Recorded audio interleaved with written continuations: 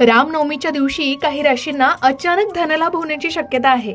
अडकलेले पैसे परत मिळू शकतात आणि नशिबाची जोरदार साथ मिळणार आहे.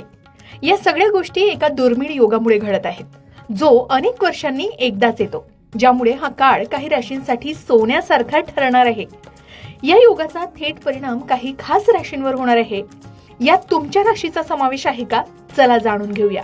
26 मार्च रोजी आहे रामनवमी. ज्योतिषशास्त्रीय दृष्टिकोनातून पाहिल्यास या दिवशी सर्वार्थ सिद्धी योग आणि रवी योग यांचा दुर्मिळ संगम या दिवशी होत आहे. सूर्य आणि गुरुचा शुभ प्रभाव असल्यामुळे अनेक राशींसाठी हा काळ सुवर्ण काळच ठरणार आहे. आता या माहितीच्या आधारे या खास योगांचा प्रत्येक राशीवर कसा परिणाम होईल, चला सविस्तर जाणून घेऊया. पहिली मेष राशीच्या लोकांसाठी हा काळ आत्मविश्वास देणारा आहे. सूर्याचा प्रभाव मेष राशीच्या व्यक्तींच्या नेतृत्वावर जास्त प्रभाव टाकेल आणि त्यांच्या प्रकल्पांना गती देईल. जर तुम्ही नवीन व्यवसाय किंवा नोकरी सुरू करण्याचा विचार करत असाल तर हा दिवस अत्यंत शुभ आहे. मेष राशीच्या व्यक्तींना या काळात मान सन्मान वाढण्याची शक्यता आहे. त्यानंतर वृषभ रास, तुमच्यासाठी आर्थिक स्थैर्य हा या काळाचा मुख्य विषय असेल.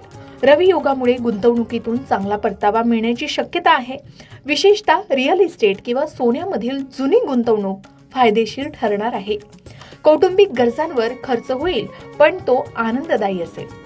त्यानंतर मिथुन रास, तुमची संवाद कौशल्य शिखरावर असतील. रखडलेली कामं केवळ चर्चेतून सुटू शकतात. नेटवर्किंगमुळे नवीन संधी चालून येतील. विद्यार्थ्यांसाठी हा काळ अभ्यासात एकाग्रता वाढवणारा ठरणार आहे. त्यानंतर कर्क राशीच्या व्यक्तींना भावनिक दृष्टिकोनातून हा काळ खूप महत्वाचा असणार आहे. तुमचे अंतर्ज्ञान तुम्हाला योग्य निर्णय घेण्यास मदत करेल. घरातील वातावरण प्रसन्न राहील. चंद्राच्या स्थितीमुळे मानसिक शांती लाभेल. फक्त अतिविचार टाळावा. त्यानंतर सिंह राशीसाठी हा काळ राजयोग सदृश्य आहे. तुमच्या राशीचा स्वामी सूर्य प्रबळ असल्याने कार्यक्षेत्रात तुमची दखल घेतली जाईल. मोठ्या जबाबदाऱ्या आणि पदोन्नतीचे योग आहेत. वरिष्ठांकडून कौतुक होईल. त्यानंतर कन्या रास, तुमच्या कामातील अचूकता आणि कार्यक्षमता वाढणार आहे. जे प्रश्न गेल्या अनेक महिन्यांपासून सुटत नव्हते ते आता मार्गी लागतील. आरोग्यात सुधारणा होईल आणि शत्रूंवर विजय मिळवण्यात तुम्ही यशस्वी व्हाल. त्यानंतर तुळ रास, भागीदारीच्या कामात तुळ राशीच्या लोकांना मोठं यश मिळणार आहे. पती पत्नींमधील संबंध अधिक दृढ होतील. जर काही कायदेशीर वाद असतील तर त्यातून मार्ग निघण्याची शक्यता आहे. व्यापारात नवीन करार या काळात होऊ शकतात. त्यानंतर वृश्चिक राशीसाठी हा काळ आत्मविश्वासाचा नक्कीच आहे. स्वतःच्या व्यक्तिमत्वात सकारात्मक बदल घडवून आणण्यासाठी तुम्ही या काळात प्रयत्नशील असाल. जुन्या चुकांमधून शिकून नवीन सुरुवात या काळात करायची गरज आहे. अचानक धनलाभाचे योग नाकारता येत नाही. त्यानंतर धनुराशीच्या लोकांची गुरुच्या प्रभावामुळे अध्यात्म आणि ज्ञानाची ओढ वाढेल. उच्च शिक्षणासाठी प्रयत्न करणाऱ्या विद्यार्थ्यांना यश मिळेल. धार्मिक प्रवासाचे योग आहेत. हा काळ तुमच्या भाग्योदयाचा नक्कीच ठरू शकतो. त्यानंतर मकर राशीच्या लोकांना कामाच्या ठिकाणी कामाचा व्याप जास्त असेल. सुरुवातीला हे दडपण वाटू शकेल, पण भविष्यात हेच काम तुमच्या करिअरचा पाया मजबूत करणारं ठरेल. कष्टाचे फळ नक्कीच मिळेल. फक्त संयम ठेवावा. त्यानंतर कुंभ राशीच्या लोकांच्या डोक्यात नाविन्यपूर्ण कल्पनांची रेलचेल असेल.